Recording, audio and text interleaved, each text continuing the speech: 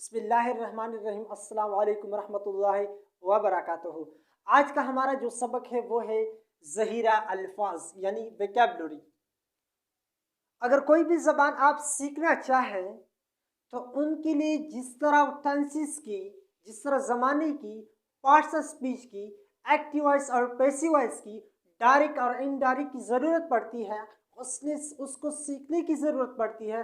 तो बिल्कुल इसी उसी तरह ज़हीरे अल्फाज यानी विकेबलरी की भी ज़रूरत पड़ती है। यानी अगर आपको सब चीज़ों का पता है लेकिन ज़हीर अल्फाज आपके पास नहीं है तो आप वो ज़बान नहीं सीख सकते, ख्वाह वो अरबी हो, उर्दू हो, फारसी हो, अंग्रेज़ी हो, जो भी ज़बान हो।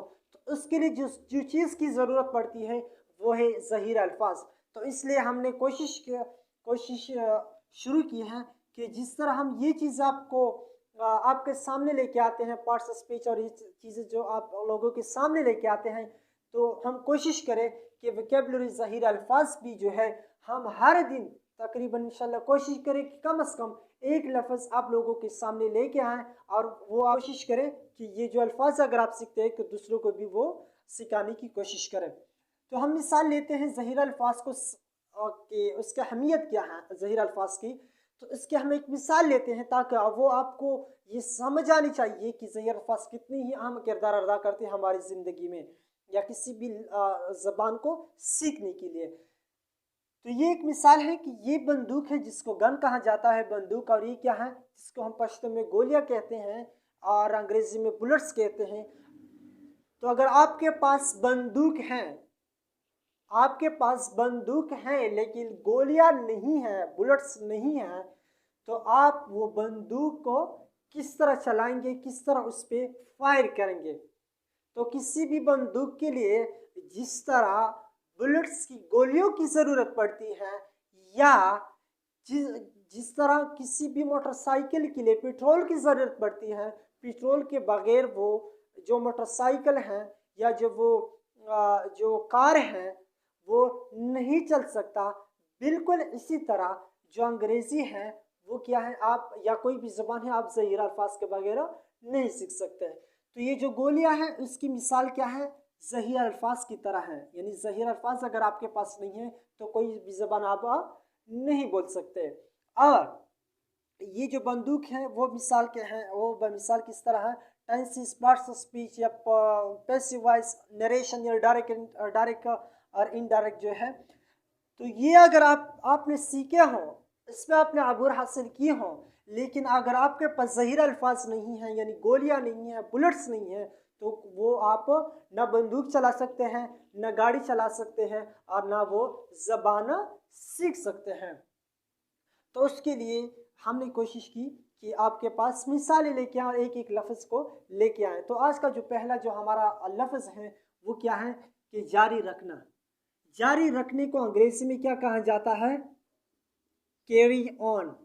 यानी आज का जो सब लफ्ज़ है वो क्या है, जारी रखना या कैरी ऑन। कैरी ऑन को उर्दू में क्या कहते हैं, जारी रखना, या जारी रखने को अंग्रेजी में क्या कहते हैं, कैरी ऑन। आप कोशिश करें कि उर्दू से अंग्रेजी में भी, अंग्रेजी से उर्दू में भी सीखने की कोशिश करें, दोनों तरीके से सीखने की कोशिश करें, ताकि अगर आप एक ऐसे लिखते हैं तो आपको ये मुश्किल ना हो कि अंग्रेजी में जारी रखने को क्या कहते हैं।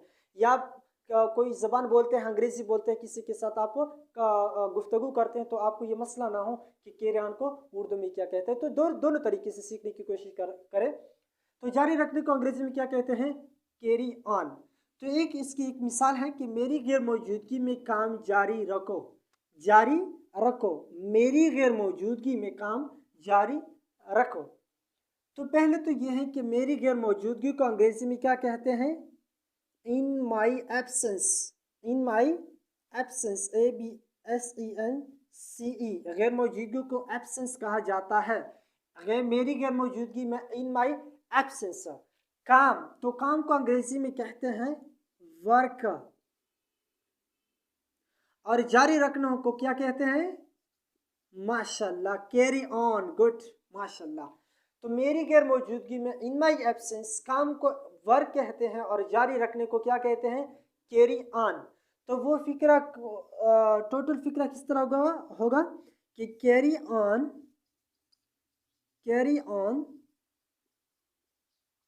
The work in my absence.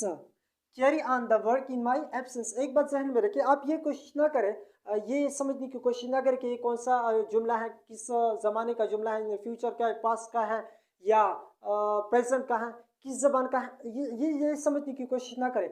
आप सिर्फ अल्फाज के जो मानी है वो उसकी कोशिश करें कि उसको सीख ले। तो ये फिक्र किस तरह की मेरी गैर मौजूदगी में काम जारी रखो, यानी carry on the work in my absence, carry on the work in my absence. तो ये जो हम आज के हमारा जो लफ्ज़ है वो क्या है, जारी रखना, कैरी ऑन। तो आप कोशिश करें कि आप इसको सीखें भी, इस पर तवज्जो भी दें, इस वीडियो को बार बार देखें।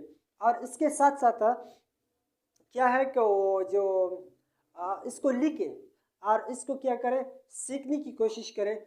अगर फिर भी कोई मसला हो तो आप मुझे कमेंट कर सकते हैं, मैं इंशाल्लाह कोशिश करूँगा कि वो लफ्ज़ और भी आप लोगों के लिए आसान कर दूँ, उसके मानी जो है मुख्तलिफ़ तरीके से आपको सिखाने की कोशिश करूँ। तो इसके साथ उस्मानुल्लाह को इजाज़त दीजिए।